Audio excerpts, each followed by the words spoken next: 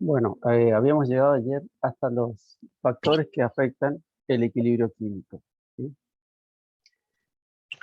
Entre ellos tenemos la concentración, la presión, el volumen, que van a actuar de formas similares, la temperatura, que es un factor bastante especial en este tema, y también vamos a analizar cómo afecta o cuál es el efecto de los catalizadores en el equilibrio químico. Para ello vamos a utilizar o nos vamos a basar en el principio de Le Chatelier, que dice que si se presenta una perturbación externa sobre un sistema en equilibrio, el sistema se ajustará de manera que se cancele parcialmente dicha perturbación, en la medida que el sistema alcanza una nueva posición de equilibrio. Es decir, el sistema va a actuar cuando haya un cambio de alguno de estos factores. Va a actuar este sistema tratando de cancelar, al menos parcialmente, este cambio. Ahora lo vamos a ir viendo por detalle a cada uno. Por ejemplo, los cambios en la concentración. Acá tenemos un ejemplo. Tenemos un compuesto rojo, que es el sulfocianuro férrico, que en medio acuoso se degrada en hierro y el sulfocianuro, que bueno, que son de color amarillo y incoloro respectivamente. Cuando estamos en equilibrio, nosotros podemos ver con esta coloración. No es ni rojo ni amarillo, sino más bien una mezcla ya tirando al naranja. Bueno, ahí tenemos la constante de equilibrio y vamos a tener las concentraciones de los productos dividido las concentraciones molar de los reactivos. Si nosotros agregamos eh, este reactivo, que es el sulfocianuro de sodio, lo que estamos haciendo es elevar la concentración de uno de los productos. Si no hubiera ningún tipo de reacción, decimos que si estamos agregando un reactivo que es incoloro, debería aclarar la solución. Pero en realidad lo que pasa es que la solución se vuelve de color rojo. Es decir, que se está reactivo o cianuro férrico, entonces decimos que la reacción se desplazó hacia la izquierda, ¿sí? Aumentamos concentración de uno de los productos, entonces como decía Le Chatelier, el sistema va a actuar para cancelar de alguna forma o este, de alguna manera esta perturbación, y entonces va a reaccionar con el hierro, el sulfocianuro, y va a formar más reactivo, sulfocianuro férrico. Por eso la solución se vuelve de color rojo. En otra ocasión, al sistema inicial, que está en equilibrio, también le agregamos nitrato férrico, es decir, que estamos aumentando la concentración de del otro producto, los iones férricos, que supuestamente son de color amarillo claro. Eso también debería volverse más amarillo si no hay ningún tipo de reacción. Sin embargo, este, el, la coloración se vuelve rojo también, igual que en el caso anterior. Es decir, que también el hierro está reaccionando con el sulfocianuro que tengo libre, y la reacción se está desplazando hacia la izquierda. Es decir, que hay un aumento de la concentración de reactivos. Y por último, también podemos agregar el oxalato, eh, ácido oxálico, y con el hierro lo va a secuestrar, entonces como que está eliminando iones férricos. y la coloración de la solución se me va a volver amarillo claro. Es decir, está amarillo claro, está predominando la, la concentración de iones férricos. Es decir, que el sulfocianuro férrico, de color rojo, el reactivo, se me está degradando y la reacción se está desplazando hacia la derecha. En resumen, en los dos primeros casos estamos agregando más concentración de producto, entonces el sistema se desplaza hacia la izquierda, hacia la formación de reactivo. Cuando disminuyo, en el tercer caso, cuando disminuyo una concentración de alguno de los productos, el sistema va a actuar desplazándose hacia la derecha, hacia la formación de más productos.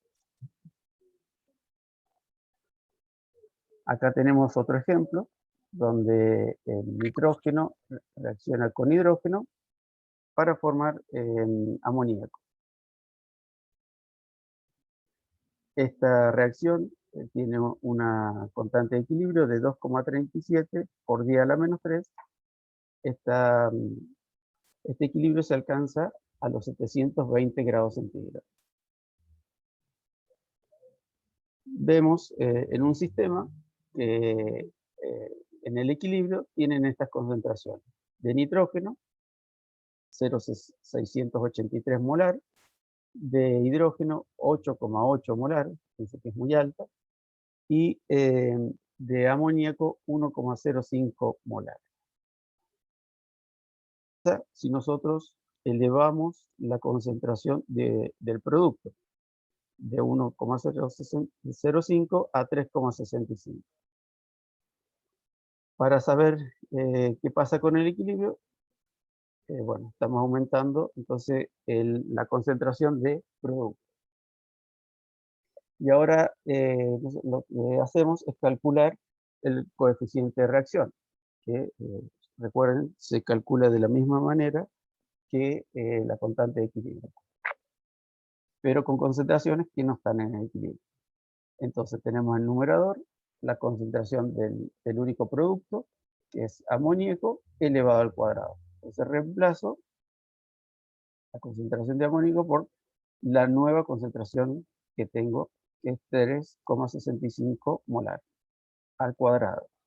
Y dividido la concentración de nitrógeno, 683, más la del hidrógeno, es 8,8 molar, elevado al cubo, porque tengo un coeficiente de 3. Esto me da un coeficiente de reacción igual a 2,86 por 10 a la menos 2. Es decir, que nos da una QC mayor que la constante de equilibrio. Decíamos ayer que cuando el sistema tiene una QC mayor que la constante de equilibrio, el sistema se va a desplazar hacia la izquierda, es decir, hacia la formación de reactivos. Acá lo vemos gráficamente, donde se han alcanzado el equilibrio, las concentraciones de hidrógeno, amoníaco y nitrógeno.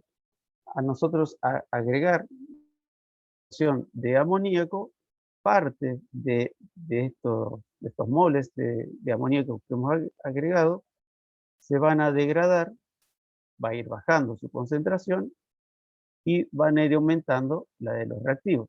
Es decir, se consumen productos y se generan reactivos. Es decir, que la reacción se desplaza hacia la izquierda. Y esto va a ser hasta alcanzar un nuevo estado de equilibrio. Fíjense que la concentración de amoníaco aumenta hasta la que nosotros agregamos en el sistema y disminuye, pero no disminuye a la posición inicial. Parte queda como amoníaco y parte se va a degradar y se va a formar más hidrógeno y nitrógeno. También es de notar que el nitrógeno tiene una pendiente mucho menor que la del hidrógeno, porque por cada 2 moles de amoníaco que se degradan, se va a formar 1 de nitrógeno y 3 de hidrógeno. Entonces, en el nuevo equilibrio vamos a tener concentraciones mayores que las que tenía al principio. ¿De quién? De todos los elementos que estén en el equilibrio, tanto de los reactivos como de los productos.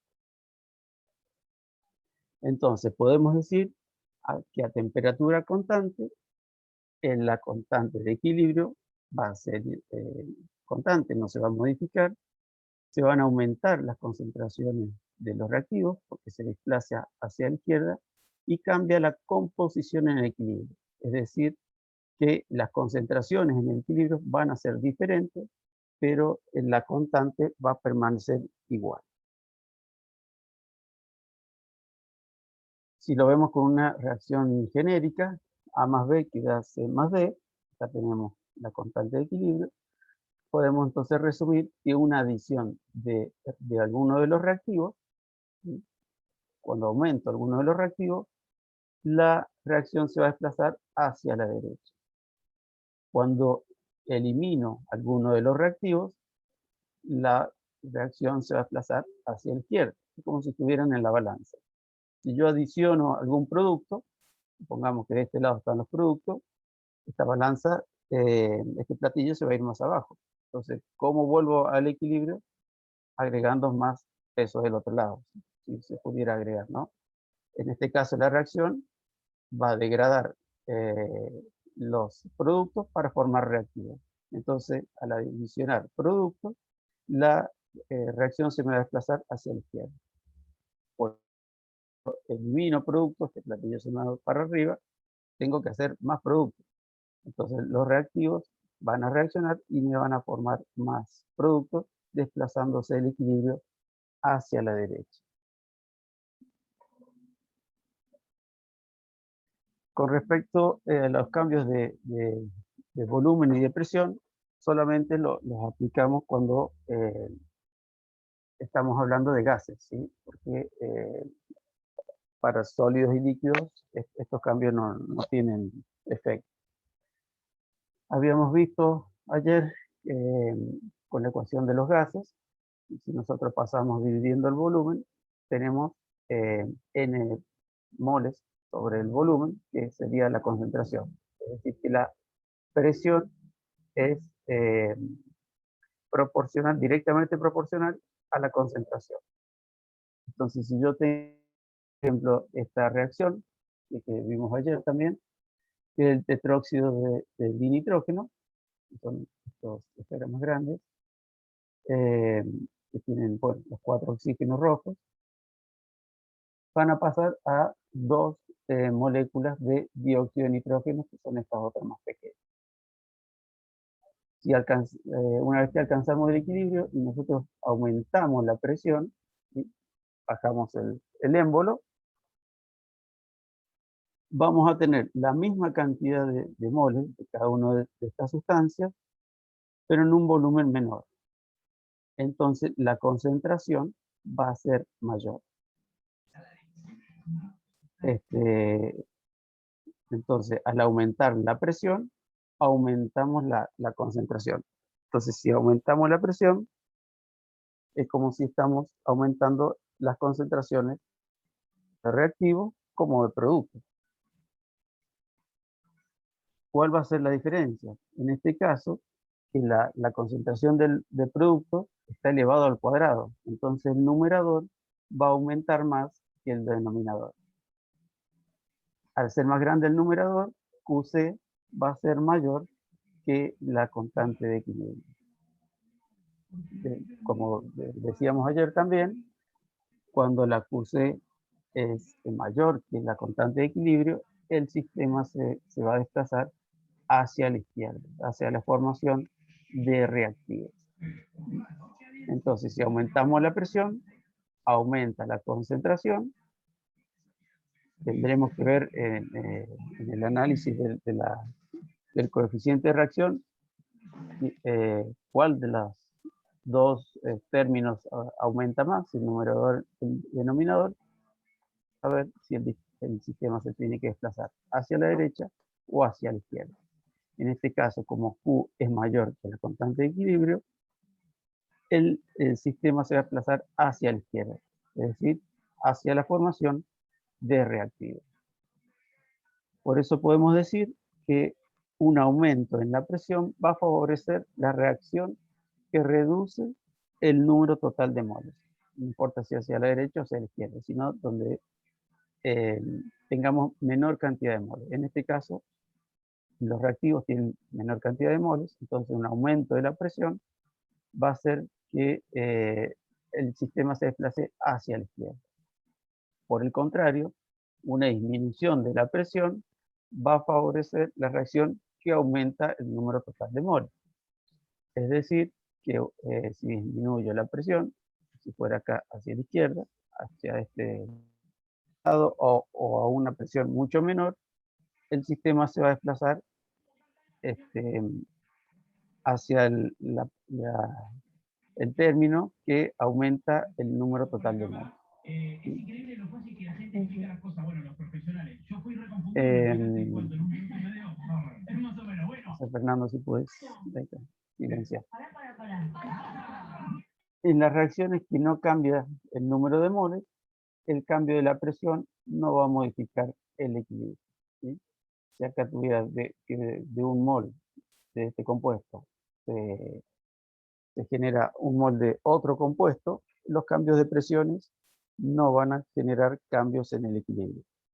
Y por lo tanto los cambios de volumen tampoco. ¿Sí? Están relacionados la presión con el volumen. Entonces podemos decir que un aumento de la presión me va a desplazar el equilibrio hacia el término que tenga un menor número total de moles. ¿Sí? Se tienen que sumar los números de moles de reactivos y sumar los números de moles de productos. El aumento de la presión va a hacer que se desplace el equilibrio donde tenga el menor número total de moles. Lo mismo pasa al aumentar la presión que al disminuir el volumen. El efecto es el mismo. Generalmente cuando aumento la presión disminuyo el volumen. Entonces al aumentar la presión o disminuir el volumen, siempre voy a desplazar el equilibrio hacia donde tenga el menor número total de moles. Por el contrario, al disminuir la presión o aumentar el volumen, el equilibrio se va a desplazar hacia la mayor cantidad de números totales de moles. Esto se va a cumplir siempre que tengo constante. Entonces, en estos casos, la constante de equilibrio también va a seguir permaneciendo constante. Se desplaza el equilibrio, pero con concentraciones o presiones diferentes que las iniciales, pero la constante de equilibrio va a seguir siendo la misma. ¿Sí? Entonces, los cambios de concentración, presión y volumen van a modificar las cantidades de los reactivos y los productos, pero no van a modificar la constante de equilibrio. El único factor que cambia la constante de equilibrio es los cambios de temperatura. Eso es muy importante que lo tengan en cuenta. Es el único factor que va a cambiar la constante de equilibrio, la temperatura. Y ahora lo vamos a ver con un ejemplo. Nuevamente, el óxido de nitrógeno gaseoso que como reactivo que da como producto 2 moles de dióxido de nitrógeno gaseoso también. Si nosotros tenemos en cuenta solo la reacción que va hacia la derecha, vamos a ver que es una reacción endotérmica. ¿Sí? Es una reacción que necesita calor para que se produzca. Si tomamos la reacción que va hacia la izquierda, es una reacción exotérmica, un delta H negativo. Entonces esta reacción me va a liberar calor. En el equilibrio, el efecto térmico va a ser cero porque no hay una reacción neta hacia ninguno de los dos lados. ¿Sí? Si tratamos el calor como si fuera un reactivo, en este caso que está a la izquierda, entonces el aumento de la temperatura va a dar calor al sistema y una baja de la temperatura va a remover o eliminar calor del sistema. En este caso también como los que vimos anteriormente, el sistema se va a desplazar para reducir este efecto. Si nosotros tenemos en cuenta la constante de equilibrio, ¿sí? En el numerador entonces tengo la concentración molar de los productos, elevado a su índice estequiométrico, en este caso 2, dividido la concentración de reactivos. Yo al aumentar la temperatura, estoy agregando calor, es como si estuviera agregando uno de los reactivos.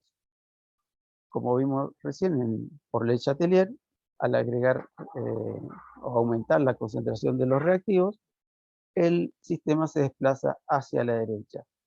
¿Sí? Entonces, al agregar calor o aumentar la temperatura, estoy favoreciendo la reacción endotérmica. Si yo elimino calor o bajo la temperatura para eliminar calor, estoy favoreciendo la reacción exotérmica. Fíjense que si yo aumento la temperatura, el equilibrio se va a desplazar a la derecha, o sea que se va a formar más producto, que acá en la expresión de la constante de equilibrio estaría aumentando el numerador y disminuyendo el denominador. Por eso, en este caso, la constante de equilibrio sí va a variar con la temperatura. Entonces, un aumento de la temperatura va a agregar calor y va a favorecer la reacción endotérmica. No importa para qué lado esté escrita la reacción, sino que el aumento de temperatura favorece la reacción endotérmica. En este caso, se va a formar más producto. La térmica es la que va hacia la derecha. Al tener mayor cantidad de producto, la constante de equilibrio va a aumentar. Por el contrario, una disminución de la temperatura me va a eliminar calor, entonces me va a eliminar uno de los reactivos, que el calor no va dentro de la expresión de constante de equilibrio, solamente las concentraciones molares o las presiones parciales. Entonces, al eliminar uno de estos reactivos, se va a favorecer la reacción exotérmica. Es decir, que el equilibrio se va a desplazar hacia la izquierda, se van a formar más reactivos, o sea que el denominador va a ser mayor, por lo tanto, la constante de equilibrio va a disminuir, ¿sí? Habíamos dicho que cuando la constante de equilibrio es vamos a tener en el equilibrio más reactivos que productos. Acá tenemos otro ejemplo donde este compuesto de tetracloruro de cobalto, que es de color azul, que en agua se va a ionizar y nos va a dar un compuesto rosa. En el equilibrio, bueno, voy a tener una mezcla en los dos colores. Y analizamos cada una de las reacciones, vemos que ahora la reacción que va hacia la izquierda, o sea, hacia la formación del compuesto azul, es una reacción endotérmica. Y la reacción que va hacia la derecha, que me da la formación del compuesto rosa, es una reacción exotérmica. Entonces nosotros lo que podemos hacer es aumentar la temperatura, agregando calor. Esta es una plancha térmica, bueno, van a poder usar por ahí en los laboratorios, donde uno aumenta la temperatura, es una plancha térmica eléctrica. Estamos aumentando la temperatura y nos da un color azul. Es decir, que estamos favoreciendo la producción de este compuesto. O sea que la reacción se está desplazando hacia la izquierda. Estamos favoreciendo la reacción endotérmica al agregar calor. Si por el contrario bajo la temperatura, acá está este vaso de precipitado en un baño de hielo, el equilibrio se va a desplazar hacia la derecha, hacia la formación del compuesto rosa. Es decir, que estamos favoreciendo la reacción exotérmica, en este caso la que va hacia la derecha. Entonces, en resumen, podemos decir que un aumento de la temperatura siempre va a favorecer la reacción endotérmica. Tendremos que ver cuál de las dos es la reacción endotérmica, si la que va hacia la derecha o si va hacia la izquierda. Si va hacia la derecha, me va a aumentar la concentración de producto y también va a aumentar la constante de equilibrio. Si la reacción endotérmica va hacia la izquierda, me va a aumentar las concentraciones de reactivos y la K de equilibrio va a disminuir, ¿sí? Lo importante es saber esto.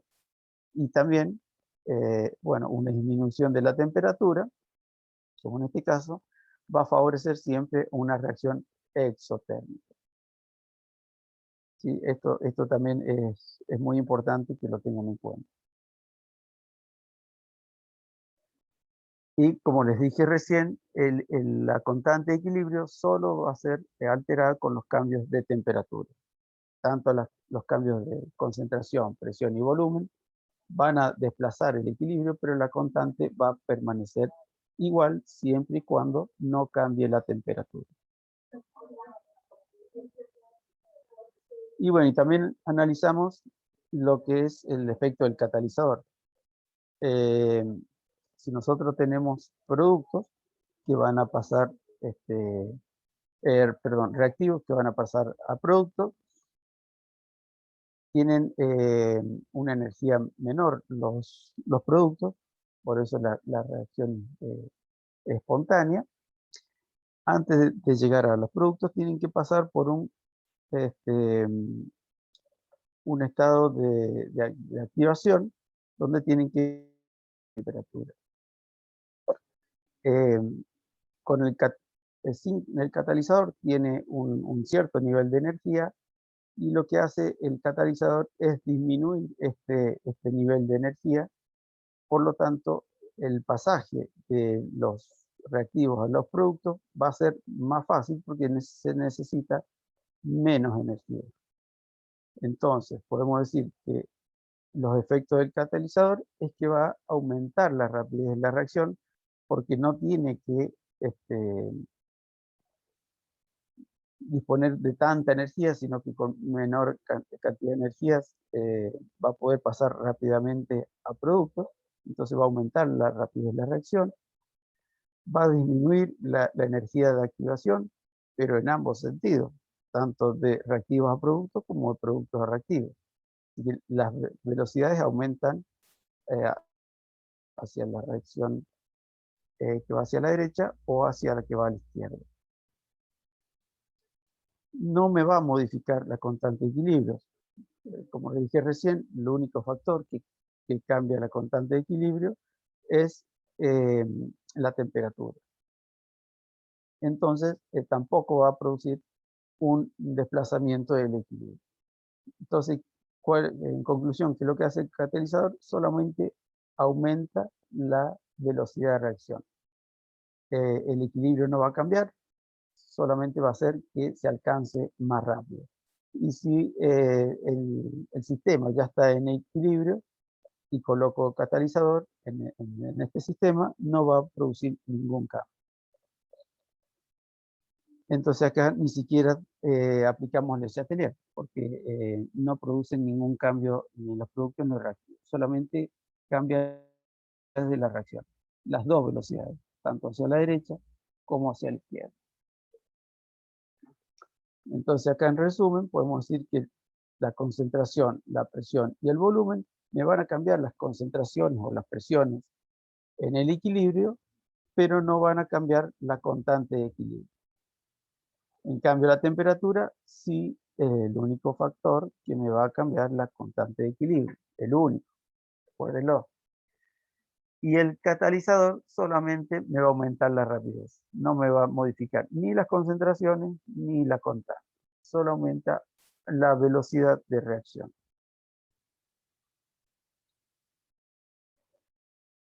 Bueno, esto que hemos visto es un tratamiento cinético y también podemos hacer un tratamiento termodinámico para ver cómo, por ejemplo, se relaciona la constante de equilibrio con...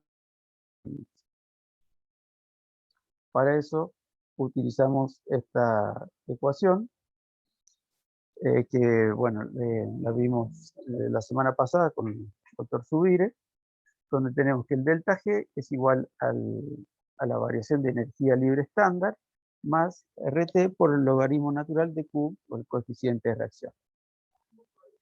En el equilibrio, el delta G es igual a 0, porque no tenemos una reacción neta. Entonces, no hay cambio de energía.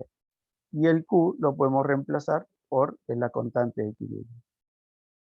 Entonces, reemplazando, me queda que 0 es igual al delta G estándar más RT por logaritmo natural de K.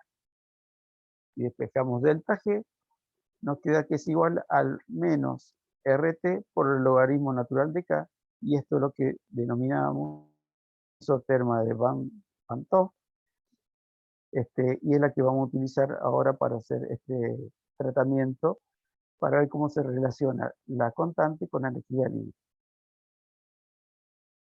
Acá tenemos nuevamente la ecuación, y que nos dice que nos permite conocer la K de una reacción si nosotros conocemos los delta G de reacción, o en realidad de los reactivos y de los productos, para obtener el delta G de reacción.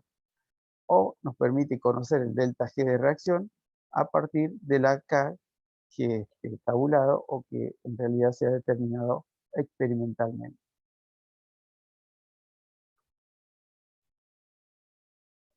En este cuadrito podemos ver la diferente relación que hay entonces entre las constantes de equilibrio y el delta G de reacción. Cuando es mayor que 1, ¿sí?, el logaritmo natural de K va a ser positivo. Por lo tanto, como tengo este negativo, el delta G va a ser negativo. Si tengo un delta G negativo, va a ser una reacción espontánea. Entonces, va a estar favorecida la formación de productos. Si por el contrario la K es menor que 1, este logaritmo natural va a ser negativo. Menos por menos más, el delta G va a ser positivo. Entonces, la reacción no va a ser espontánea hacia la derecha, sino que va a estar favorecida la formación de reactivos. Es decir, que va a ser espontánea en sentido inverso, hacia el lado de los reactivos. Que esto es lo mismo que habíamos visto ayer en tratamiento cinético, sino que ahora termodinámica podemos llegar a la misma conclusión. Y bueno, cuando la K es igual a 1, logaritmo natural de 1 es 0, entonces el delta G va a ser 0. Eso quiere decir que están igualmente favorecidos los reactivos y los productos. Entonces la composición va a ser que están en el equilibrio. Bueno, esto es importante, es que esta isoterma solamente tiene valor cuando la reacción está en equilibrio, donde podemos decir que el delta G es 0, y la temperatura se mantiene constante. Lo podemos ver también en este gráfico, donde de reactivos puros que tienen energía va a reaccionar, y la reacción va a ir hacia lo que son los productos puros, ¿sí? Acá tenemos reacción de reactivos a productos, y también que puede ser reversible de productos a reactivos. El delta G de la reacción, como es menor que 0, la reacción es espontánea. El delta G lo sacamos restando la energía de los productos menos de la reactiva. Fíjense en la primera parte de la curva, esta es celeste, el delta G siempre va a ser negativo. Entonces siempre va a ser espontánea y la reacción va a ir avanzando. En esta otra parte de la curva, color fucsia, el delta G va a ser mayor que 0. O sea que no es espontánea hacia los productos, sino que es espontánea hacia los reactivos. ¿Hasta dónde? Hasta que se alcanza la composición en el equilibrio. en esta parte del equilibrio, el delta G es 0. Entonces, en el único lugar de esta reacción, de este gráfico, donde se va a cumplir la isoterma de Van 't Hoff, que es el delta G de reacción, va a ser igual al menos R por una T, que dice constante, por el logaritmo natural de K.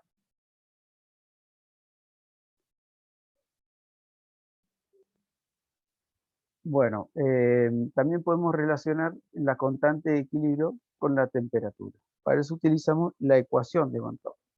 Si esta ecuación la integramos indefinidamente y consideramos el delta H como una constante, vamos a obtener esta ecuación, que es el logaritmo natural de K igual a menos el delta H de reacción dividido R, constante de los gases, por 1 sobre T más una constante. Fíjense que la expresión de una curva.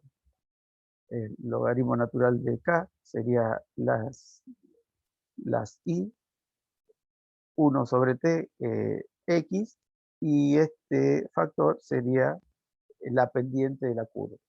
Y bueno, y la constante, que ya vamos a ver enseguida de dónde sale, sería la ordenada al origen de la curva. Bueno, acá tenemos nuevamente, si la graficamos, podemos obtener dos tipos de gráficas, dependiendo si la reacción es endotérmica o isotérmica. Cuando la reacción es endotérmica, delta H es positivo. Entonces, por este negativo que tengo acá adelante, la pendiente va a ser negativa. Entonces graficamos como natural de K, en las Y y en las X 1 sobre T. Como es la inversa de la temperatura, nosotros vamos a ver que la temperatura en realidad aumenta hacia la izquierda, no hacia la derecha. Entonces, vemos que un aumento en la temperatura me va a producir un aumento en el logaritmo natural de K y por lo tanto también en K. Entonces podemos decir que en las reacciones endotérmicas, un aumento de la temperatura favorece la formación de productos en la composición del equilibrio. Lo mismo que vimos al principio de la clase, pero ahora analizándolo del lado de la termodinámica. Y por el contrario, una reacción exotérmica, vamos a tener un delta H negativo, menos por menos es más, entonces la pendiente me va a quedar positiva. Hacemos entonces la curva con una pendiente positiva. Entonces, ¿qué me va a indicar esto? Que un aumento en la temperatura, si yo aumento la temperatura de este punto a este punto, vamos a tener una disminución del logaritmo natural de K y por lo tanto una disminución de K. Entonces no me va a favorecer esta reacción, el aumento de temperatura no me va a favorecer la reacción exotérmica. ¿Sí? Entonces el aumento de la temperatura favorece la reacción de reactivos, no de productos, en la composición en el equilibrio. ¿Sí? Lo mismo que vimos más temprano, pero ahora desde otro punto de vista llegamos a la misma conclusión. Bueno, desde esta ecuación de Van 't Hoff también lo podemos integrar de forma definida entre dos puntos, teniendo también en cuenta con un delta H constante, vamos a obtener esta fórmula. Esta fórmula, ¿para qué me va a servir? Si yo ya tengo una constante determinada a una temperatura, puedo calcular una segunda constante cuando el sistema esté a otra temperatura. O por el contrario, puedo eh, colocar alguna constante que yo quisiera tener en la reacción y despejamos entonces a la temperatura a la cual la reacción va a tener esta constante que yo quiero obtener en mi proceso.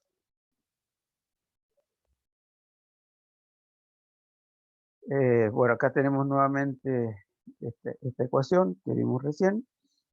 donde vemos que la constante es el delta S dividido R. Esta ecuación también se puede obtener a partir de la igualdad de estas dos reacciones.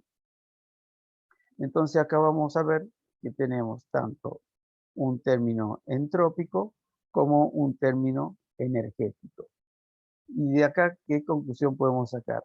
Que a altas temperaturas, es decir, cuando este valor sea alto, todo este factor energético va a ser más pequeño, porque la temperatura está en el denominador. Entonces, a altas temperaturas, el equilibrio lo vamos a obtener con un mayor desorden, porque este factor entrópico va a ser mayor. De la misma manera, podemos decir que este valor va a ser pequeño, entonces el equilibrio se va a obtener con un menor desorden, porque va a tener mayor contribución este término que es el término energético, ¿sí? El del delta H. Entonces, a altas temperaturas vamos a tener un delta S mayor y a bajas temperaturas un delta H mayor. ¿Sí? Bueno, hasta acá llegó la presentación. No sé si el profesor... Bueno, Diré. entonces si me da permiso, vamos a pasar a mostrar algunas animaciones.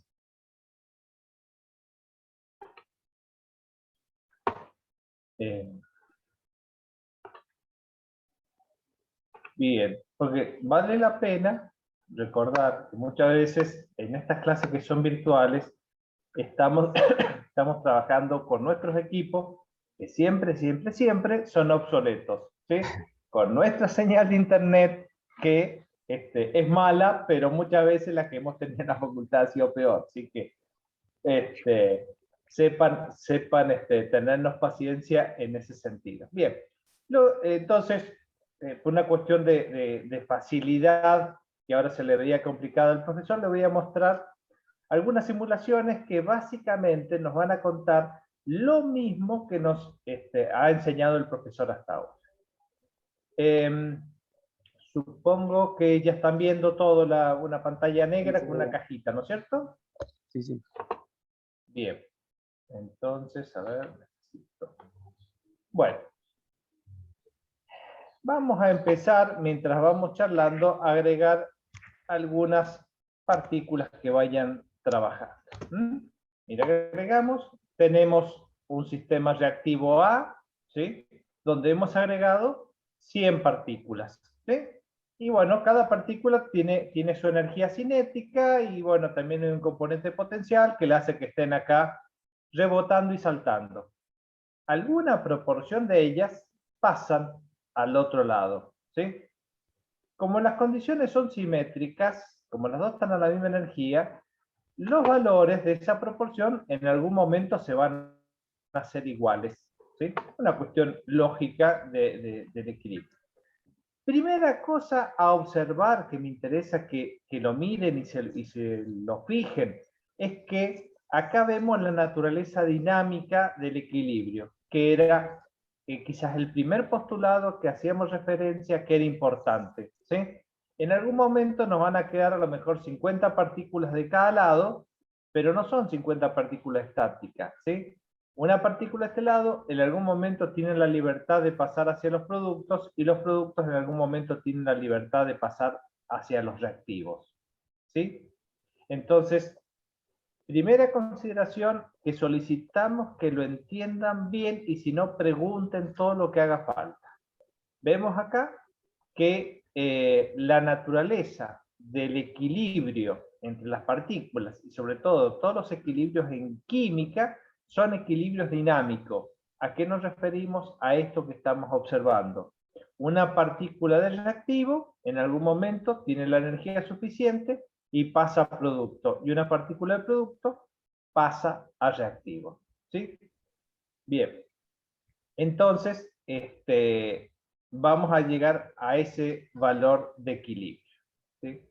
Bien. Otra cosa que empleamos a veces como si fuesen sinónimos porque lo son, pero vale la pena aclarar, En todo lo que es tema de equilibrio, hemos hablado de concentraciones en el equilibrio, o sea, cantidades de moles o cantidades de partículas en un determinado volumen, si es un gas, una determinada cantidad de solución, si estamos trabajando con soluciones, y muchas veces graficamos en función de energía, como lo vimos en termodinámica, ¿sí? Y esto es así porque tanto los reactivos como los productos van a terminar teniendo una determinada cantidad de energía. Acuérdense que en algún momento vimos la definición de los delta H de formación, que era la cantidad de energía que hacía falta para formar un molde de compuesto. Bueno, entonces cada compuesto está asociado con una cantidad de energía, ¿sí? Entonces, si graficamos la energía de los reactivos y la energía de los productos, ¿sí? Acabamos de ver, y vamos a volver sobre ello, de que la cantidad de energía y las concentraciones en el equilibrio están relacionados, ¿sí? Entonces, este concepto que lo acabamos de ver ahí, una ecuación preciosa que me decía que el logaritmo natural de la constante de equilibrio era igual al delta H de reacción, ¿sí? sobre R por 1 sobre T, vemos acá entonces esa ecuación me hermana todo lo que hemos visto termodinámica con esto que vemos en el equilibrio. O sea, todo lo que vemos como valores de energía con esto que vemos como cantidad de partículas, ¿sí? Entonces, ese es un concepto poderoso que a veces tardamos en poder aclarar. Entonces, veamos un poquito más qué es lo que era acá ese delta H, ¿sí? Miren, la diferencia de energía entre los reactivos y los productos es justamente el delta H de reacción. El delta H de reacción lo habíamos definido en termodinámica como la sumatoria, ¿sí?, de la energía de los productos menos la de los reactivos. O sea, ¿cuánto es esta energía menos esta otra? Acá me va a dar un valor negativo, por lo que me da un delta H negativo, ¿sí? Entonces, al tener mayor energía los reactivos que los productos, bueno, vemos que el equilibrio se desplaza, acá tenemos los productos como más grandes, y acá vemos una mayor cantidad de conteo de partículas, más hacia los productos. Entonces lo que espero que acá, de la observación que ustedes puedan hacer, se den cuenta de que en un proceso exotérmico, en donde los productos tienen menor entalpía que los reactivos, la proporción de esas moléculas en los productos es mayor que la de los reactivos, ¿sí? Entonces, en el equilibrio, la cantidad de producto es mayor que la cantidad de reactivo. ¿Y esto de quién depende? Bueno, para este sistema vimos que dependía de cuánto es esa diferencia de altura. La diferencia de altura es el delta H. Bien. ¿Y dónde lo hemos relacionado? En la ecuación de recién, que me dice que la constante de equilibrio depende de esa diferencia de energía, ¿sí? Bien. Eso un poco empezando de atrás para adelante, ¿sí? Volvamos a nuestro sistema primero, porque a veces es más fácil entender las relaciones uno a uno, ¿sí? Acá teníamos 100 partículas, y como la energía de reactivo y producto es la misma, la distribución debería terminar siendo simétrica, ¿sí? Bien, entonces muchas veces me van a decir, bueno, pero los numeritos no se terminan de estabilizar. No. Esta simulación ocurre en tiempo de simulación muchas veces de picos segundo, o simulación en tipo de picos segundo se quiere dar. Eso es 1 por 10 a la menos 12 segundos, ¿sí? O sea, un segundo me tardaría una enormidad de tiempo. Entonces, muchas veces los equilibrios a veces tardan segundos a minutos cuando las reacciones son muy rápidas. Entonces, bueno, eso nos llevaría tiempo. Pero miren, ahí prácticamente están 49 a 52, 48 a 52, o sea, ahí tendríamos un sistema en equilibrio. Entonces, perturbémoslos, ¿sí? Ataquemos a ese equilibrio para ver si se cumple este principio de Le Chatelier que estuvo explicando el profesor. Por ejemplo, agreguemos 50 partículas más. 50 partículas más. A ver, vamos a reiniciar y vamos a poner 100 del lado de las partículas A y 50 de las partículas del lado B. ¿Sí? Epa, no salió. A ver si me deja.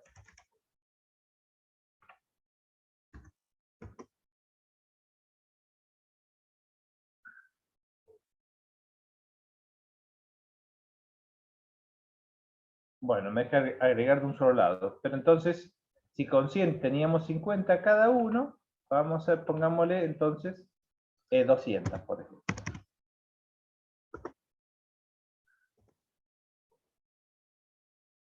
Si recién con 100 llegaba al equilibrio de tener 50 de cada lado, ahora aumenté la concentración inicial de las partículas a 200.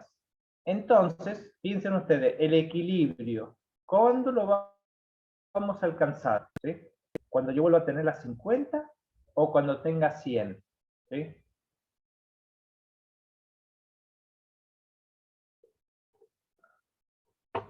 Bueno, creo que ustedes... Cuando tenga 100 de cada lado.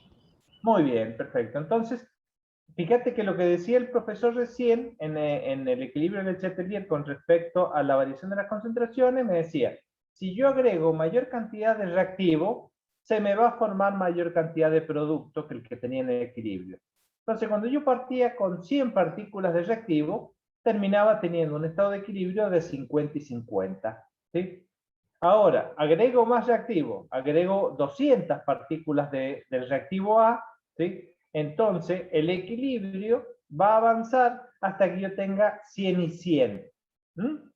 Entonces me aumentó la cantidad de partículas de producto que la que tenía en el primer equilibrio.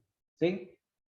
Entonces, a ver, acá esto es importante que me diga si están entendiendo o no están entendiendo este principio de Le Chatelier con la variación en la concentración de equilibrio. ¿Sí?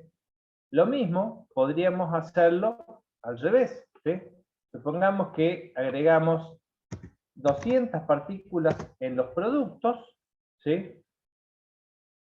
Entonces, este sistema va a ir avanzando hasta que tengamos igualmente 100 de cada lado. ¿Sí? Entonces, si yo recién tenía 100 partículas de producto, lo dejo avanzar hasta el equilibrio y tengo 50 y 50, y después hago otro experimento donde parto de 200 partículas de producto y la reacción inversa me va a terminar dando 100 y 100. ¿Ves? Aumenta la concentración de un lado, se me va a aumentar la concentración del otro porque estamos en un proceso en equilibrio y es lo que les estoy mostrando acá. ¿Sí? Entonces, si hay alguien que no lo está entendiendo, ¿sí? Esto que explicó el profesor o esto que le estoy mostrando, es el momento de decir, no lo entiendo. ¿Sí? Bueno, si no, creo que también esta simulación la tienen por ahí en el aula virtual. Nada más que, bueno, hay que hacerla ejecutar bajo Java. Bueno, lo otro que podemos observar acá es... por ejemplo, vamos a dar otras condiciones. Supongamos que tenemos una reacción que sea exotérmica, ¿sí? Y partimos de 100 partículas en A, ¿sí? Bien. Bueno, obviamente como vemos que es exotérmica y esta barrerita, y ya vamos a explicar su naturaleza en otro tema más adelante, vemos que empiezan a pasar con facilidad. Y obviamente por esta diferencia, cualquiera que lo pueda observar el suficiente tiempo va a decir, bueno, en definitiva, voy a terminar teniendo la mayor cantidad de partículas acá de tipo B porque esto está más bajo, tiene menor energía, los productos son más estables, ¿no? El que esté más abajo quiere decir que son más estables. Entonces, esto va a hacer que vayan pasando. Ahora bien, ustedes den cuenta que lo que hace que pasen de un lado a otro es la energía que tengan las partículas, ¿sí? Entonces, la energía que tienen es suficiente para pasar de un lado a otro, y eso me va a dar una determinada cantidad de equilibrio para estas reacciones isotérmicas. Si yo aumento la temperatura, mire, vamos a aumentar la temperatura, ¿sí? ¿Qué hago? Una, bueno, me lo muestra acá el termómetro, y otro, puedo apreciar que las partículas se entran a mover con mayor velocidad. Y sobre todo, las partículas del producto tienen ahora energía más que suficiente para pasar a reactivos. Entonces, eso es lo que pasa cuando aumento la temperatura. Cuando aumento la temperatura, la energía de las partículas tienen mayor facilidad a pasar al otro lado. Por eso, el término delta H sobre R por 1 sobre T se hace más pequeño, ¿sí? Modificándome la constante de equilibrio, ¿sí? Entonces, la constante de equilibrio varía en función de eso. Y por otro lado, algo importante que dijo el profesor, el sistema a mayor temperatura es como que tiene mayor aleatoriedad, tiene mayor grado de desorden, es más caótico que el sistema estuviese a menor temperatura. Mire, le bajamos la temperatura, pum, pum, pum, pum, pum, pum, ¿eh? A menor temperatura el sistema se ve como más ordenadito, entonces tiene menor valor entrópico. Entonces, con cualquiera de las dos formas de pensar, es decir, bueno, a mayor temperatura tengo mayor energía, entonces aquellos que tenían que pasar la barrera más alta ahora tienen energía suficiente para pasar libremente, por lo tanto, en una reacción exotérmica, si aumenta la temperatura se enriquecen los reactivos, ¿sí?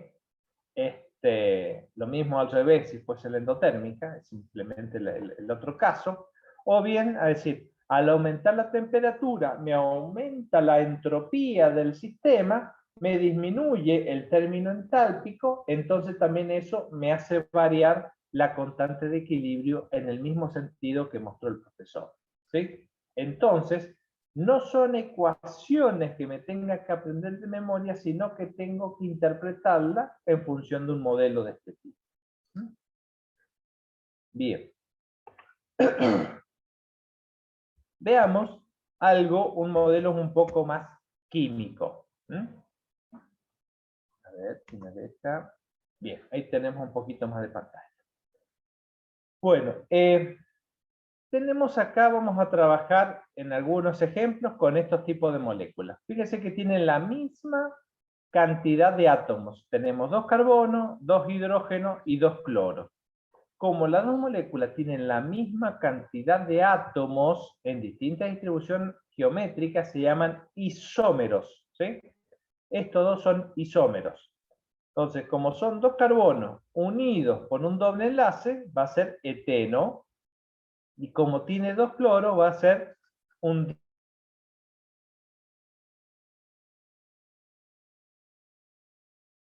Se está cortando, Fernando. No sé si a mí.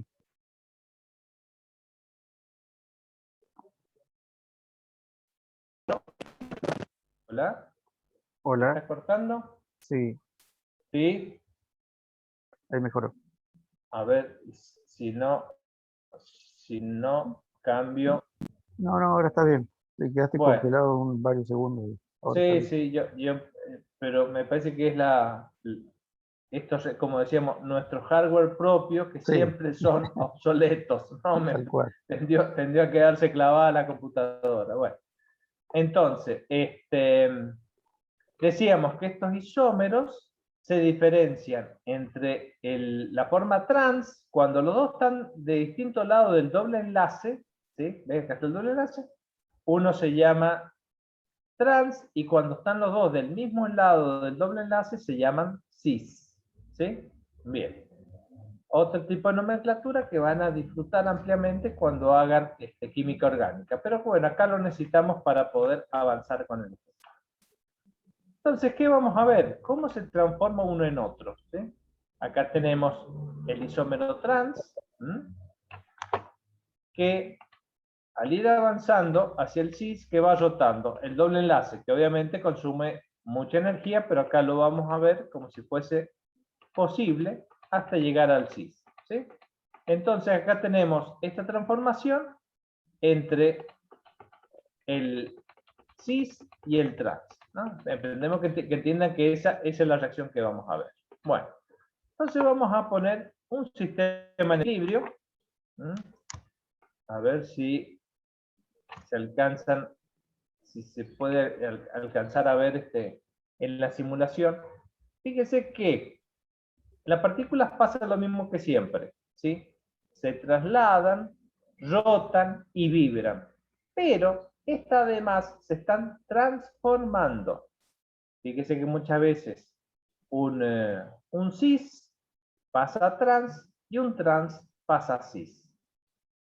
A ver si nos deja seleccionar uno, ¿sí? Todas estas cosas uno se arriesga a quedar con todo colgado. A ver si puedo seleccionar una.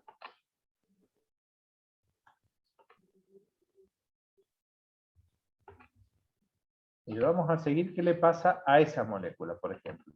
Ahí está como trans. Y ahí se transformó en cis. Y ahí volvió a trans. ¿Sí? Bien, entonces espero que puedan estar observando esa transformación. Tenemos básicamente los elementos de cualquier proceso químico.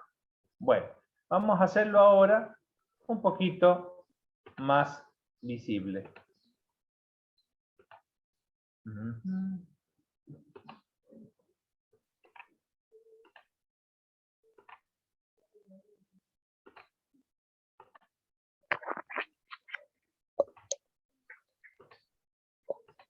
Bueno, y en vez de que nos los muestre así, vamos a pedir verlo en función de una propiedad que sería el momento dipolar.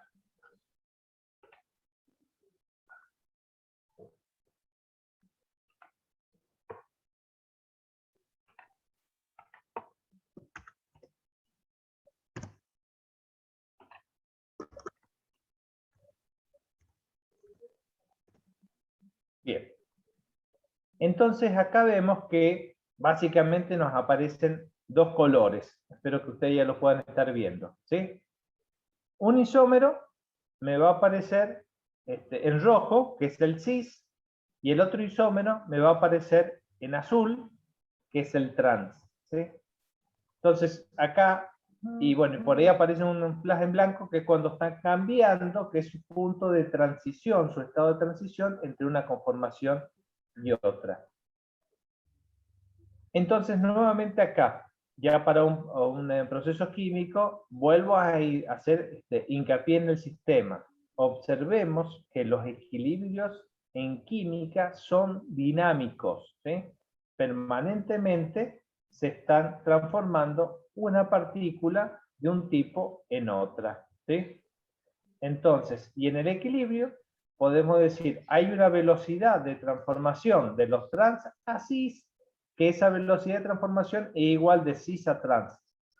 Velocidad de transformación no necesitamos decir de que son las mismas cantidades. Estamos diciendo que las velocidades se igualan, no necesariamente las cantidades de moles que se estén transformando en el tiempo. Ya vamos a ver qué factores afectan eso cuando veamos simétricos. Bien.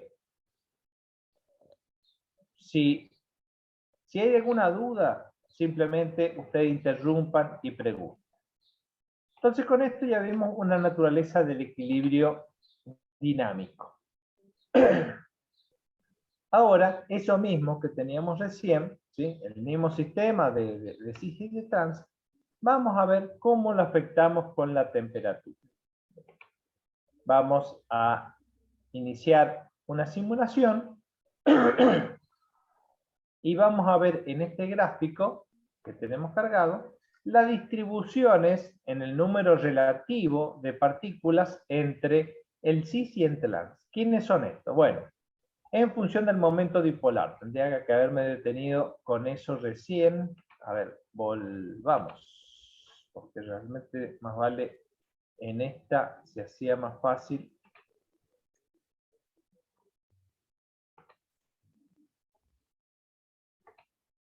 Pongámoslo así, a ver. Mira, acá ponemos el momento dipolar de los dos isómeros, ¿sí? Que es básicamente lo que lo está diferenciando y con lo que podemos guiarnos. El trans, fíjese que como es una molécula de simetría, principalmente tengo los cloros son los elementos electronegativos que me van a polarizar los enlaces, pero como están opuestos, prácticamente se anulan, ¿sí? En realidad, si la molécula fuese estática y en el plano, su momento dipolar sería 0. Pero como siempre, hay ciertas variaciones. Debido a nuestro amigo la entropía, tiene un muy pequeño valor de momento dipolar. Mientras que en el cis, como los dos enlaces electronegativos están del mismo lado, va a tener un momento dipolar más grande, ¿sí? Entonces, el que tiene un momento dipolar más grande es el cis, el que tiene el momento dipolar más chico es el trans. Entonces, eso es lo que vemos acá. Vamos a ver que el que tiene un momento dipolar más grande es el cis, y el que tiene un momento dipolar más pequeño es el trans, que casi estaría en 0, ¿sí? Y pequeña población que tenemos acá serían las moléculas que están transformándose, que están en su estado de transición, pasando de un lado a otro.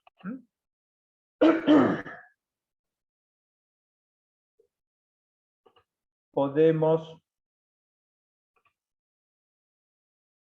ponerlas ahí color, entonces vamos a ver en rojo las cis y en azul las trans, y podemos ver cómo van cambiando de una forma o de otra. Estamos trabajando ahí a una temperatura de 200 grados Kelvin. Entonces vamos a aumentar la temperatura al doble, vamos a pasar a 400 Kelvin. Pero antes necesito que se graben, porque no quiero sobrecargar la computadora con mayor información gráfica, porque lo más probable es que se me cuelgue. Fíjese la altura que tenemos acá, de cantidad de trans, y acá de la cantidad de cis, ¿sí? Bien, por esto, ¿sí? Para estas temperaturas tenemos mayor cantidad de cis que de trans. Entonces la reacción que va de trans a cis, ¿qué podríamos decir? ¿Es endotérmica o exotérmica?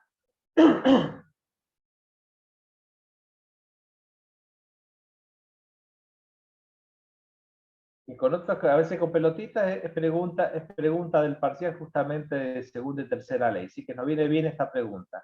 Con esta información que tenemos, que estamos en pantalla, ¿qué podemos decir de este proceso de transformación de trans a cis? ¿Es endotérmico o exotérmico?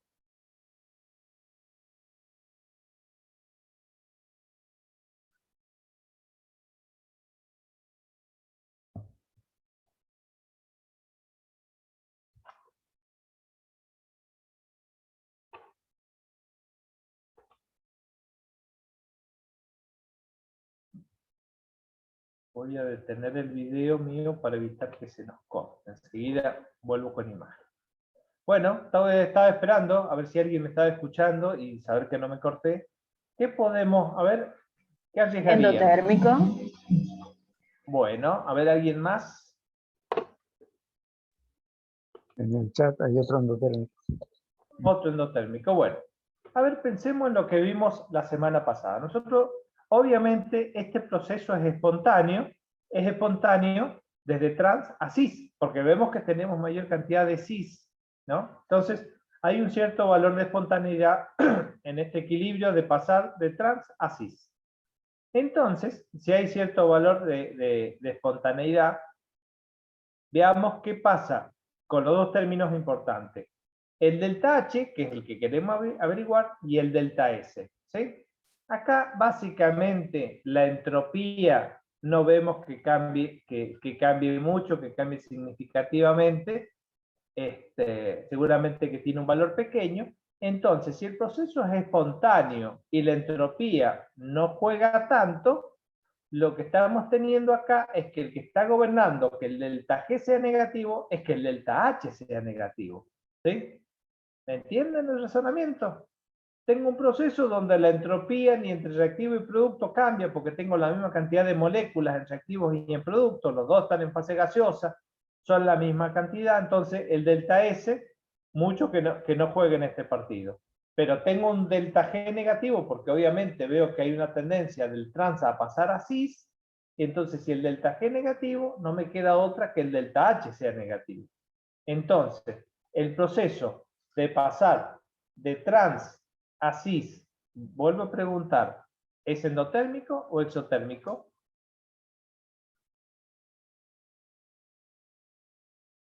Exotérmico. Exotérmico, porque dijimos que el delta H era negativo. ¿Sí? Entonces, fíjense que con la información esta que teníamos, ver que la entropía no me cambia significativamente porque tengo la misma cantidad de partículas, pero sí tengo un proceso espontáneo que me lleva a tener mayor cantidad de productos, ¿sí? Aunque si bien en equilibrio el delta G es 0, pero no el delta G estándar, acuérdense la ecuación que vimos al final de la semana pasada y que también el profesor la mencionó ahora, me está diciendo que tengo un delta G estándar negativo, por lo tanto, acá el que me está gobernando es el delta H negativo. Delta H negativo es un proceso exotérmico. Entonces, tenemos un proceso exotérmico al que le vamos a aumentar la temperatura. Entonces, vuelvo a pedir, acuérdense estas relaciones de altura que tenemos acá, vamos a ver qué pasa cuando aumentamos la temperatura. Bien, hemos aumentado la temperatura, ahora vemos que las partículas tienen mayor energía cinética. ¿Sí? A ver, vamos a hacer un poquito esto.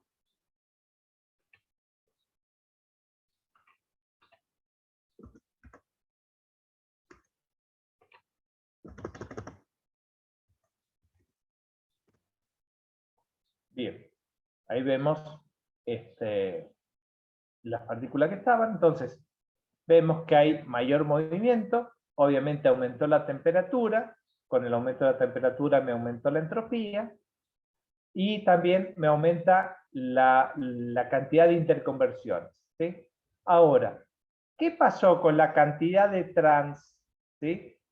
En el gráfico, ¿sí? No vamos a hablar en los trans en la calle, ¿no? Estamos hablando de la cantidad de los trans 1-dicloroeteno. ¿Sí? Aumentó. ¿Qué pasaron? Aumentaron, muy bien, aumentaron. Entonces, fíjese que esto que nos explicó muy bien recién el profesor, que nos decía, para un proceso exotérmico, ¿sí? Si aumento la temperatura, favorezco la reacción inversa que es la deformación de los reactivos. Entonces recién veíamos a una temperatura menor, tenía menor cantidad de reactivos, que si aumento la temperatura, desfavorecí la formación de productos, favorecí el proceso inverso que era la deformación de reactivos. Aumentemos al doble la temperatura. Y veamos qué pasa ahora. Dejemos que el proceso llegue a un equilibrio. Aumentó un poquito más la cantidad de reactivos, ¿no es cierto? Bien. Entonces, ¿cuánto es esta proporción que se me establece ahora? Porque yo veo que aumenté la temperatura, me aumentan la cantidad de reactivos, ¿sí? Pero numéricamente, ¿cuánto es esta relación del equilibrio entre los compuestos en función de la temperatura? Es Van 't Hoff, ¿sí? Ya sea, según la información que contemos, la isoterma de Van 't Hoff o la ecuación de Van 't Hoff, todas vienen de la misma deducción, pero bueno, son dos formulitas distintas, o la otra que me mostraba también, donde juega la entropía. Fíjense, acá tengo más temperatura tiene más desorden, acá vemos por qué, porque tengo más aleatoriedad en el sistema, ¿sí? Se puede observar, si lo quieren, como un sistema más caótico, por lo tanto el término entrópico es más grande, al aumentar la temperatura, el delta H que estaba afectado por 1/T se hace más pequeño, entonces la constante varía en la misma proporción que lo tengo en el gráfico, que lo tengo en la ecuación. ¿Sí? Bien. Entonces, el análisis inverso igualmente es válido, ¿sí?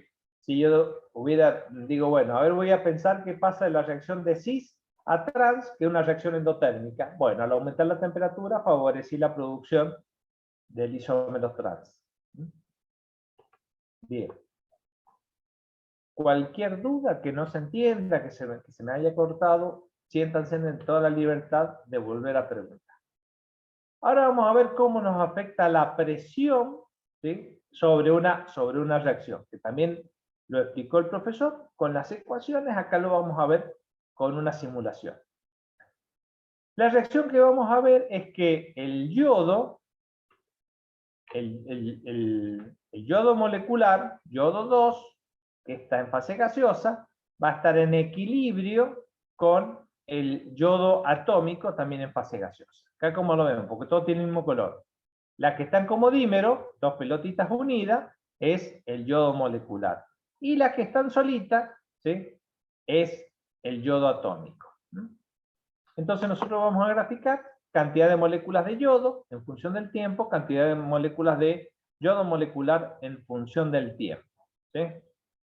Entonces lo vamos a poner primero, hagámoslo fácil, en un sistema de 500 nanómetros cúbicos. Y empezamos con esa simulación. Bien. Le estoy pidiendo mucho a la computadora. Espero que no nos quedemos colgados, ¿sí? Así que tengan paciencia de poder recolectar datos. Como recién estábamos a un volumen menor, y acá lo pasó a un volumen mayor, estábamos llegando a un sistema en equilibrio. Pero recién vamos a poder analizarlo cuando el sistema se nos equilibre un poco. Bien.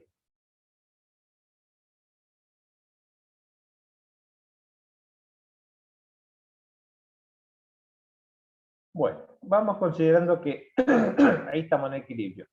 Acá vemos que tenemos cierta cantidad de moléculas de yodo que van a estar en equilibrio con cierta cantidad de moléculas de yoduro. Acuérdense que en el equilibrio tendríamos yodo, perdón, no es yoduro, sino es yodo gaseoso, yodo al cuadrado sobre yodo molecular, ¿sí? Yodo atómico sobre yodo molecular, pero yodo atómico al cuadrado, porque esto lo explicó el profesor, cómo nos afecta a eso. Bueno, entonces, si ya tenemos este sistema en equilibrio, lo vamos a perturbar aumentando la presión. ¿Cómo hacemos? Porque si aumentamos la presión, tenemos que tener mayor cantidad de partículas en el mismo espacio. Entonces, o agrego partículas o disminuyo el volumen. Entonces, para no variar la cantidad de partículas y trabajar en lo que se llama un sistema isodésmico, con la misma cantidad de átomos, lo que hacemos, vamos a variar el volumen del sistema. ¿Sí? Bueno, supongamos que lo vamos a llevar a 600 para que el cambio no sea muy grande y se tarde mucho en estabilizar. Lo llevamos a 600 y vemos qué pasa. ¿Sí? La presión bajó, teníamos como 11 atmósferas, ahora bajó a unas 9 atmósferas. Acuérdense que la presión está representada por la cantidad de choques contra las paredes del recipiente. Acá, a diferencia de otras simulaciones, no es una condición periódica, sino estamos en un recipiente cerrado, así que las partículas rebotan contra las paredes del recipiente, y esos rebotes es lo que genera la presión. Bueno, teníamos un valor, y acá podemos ver de que, bueno, no se nos alcanza a ver mucho. Hagamos mejor una disminución más drástica. A ver si nos vamos a 400, si ustedes lo pueden apreciar mejor. Se achicó el volumen, la presión pasó a unas 14 atmósferas. Ahora sí lo vemos más lindo. Mira, acá teníamos un volumen de 600 nanómetros cúbicos, ahora pasamos a 400. Y lo que vemos es que al achicarse ¿sí? Al haber menos yodo, el sistema responde hacia donde tengo las moléculas más compactas, hacia una mayor cantidad de yodo molecular y menor cantidad de yodos atómicos, ¿sí? Entonces acá podemos ver cómo este aumentó y este otro disminuyó. Entonces, acá podemos ver el efecto de la presión. La presión, según el Chatelier, podemos decir, bueno, aumenta hacia donde yo tengo la menor cantidad de moléculas, ¿sí? O sea, hacia donde tengo más complejo o más condensado. O bien, cuantitativamente, como lo explicó el profesor recién, que decía que en la ecuación, aquellos que están elevados a una potencia se van a ver más afectados por un aumento de presión que los que tengan una potencia o estén elevados a la 1. Entonces, el yodo atómico estaba elevado al cuadrado, entonces en un aumento de la presión se ve más afectado y eso hace que el sistema migre hacia la producción de mayor cantidad de yodo molecular, como se vio acá. Y veamos el efecto del recién, vámonos de nuevo a 600 y veamos ahora cómo disminuye la cantidad de yodo, ¿sí? Va a empezar a aumentar y formarse mayor cantidad de yoduro, ¿sí? El yodo disminuye, aumenta el yoduro, ¿sí? Entonces ahí tenemos, a diferencia de recién, ahora mayor cantidad de yoduro porque si tengo menor presión, el sistema va a emigrar con disminución de presión hacia donde yo tenga la cantidad de moléculas. Un aumento de presión, el sistema migra hacia donde tenga menor cantidad de moléculas. Bueno, entonces eso sería también mostrar cómo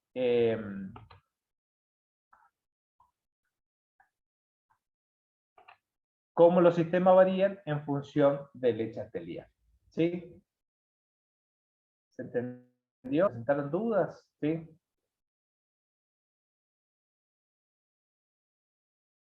Es lo mismo que explicó el profesor, con ejemplos de reacciones, con ecuaciones y gráficos. Acá lo hemos visto con simulaciones. O sea, los mismos conceptos los hemos estado volcando de distintas maneras.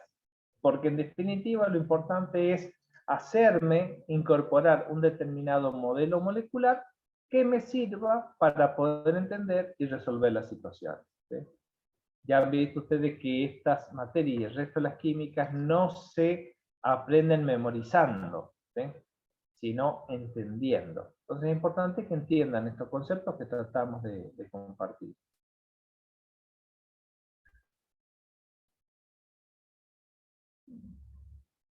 Puede cortar la grabación, profesor, si le parece.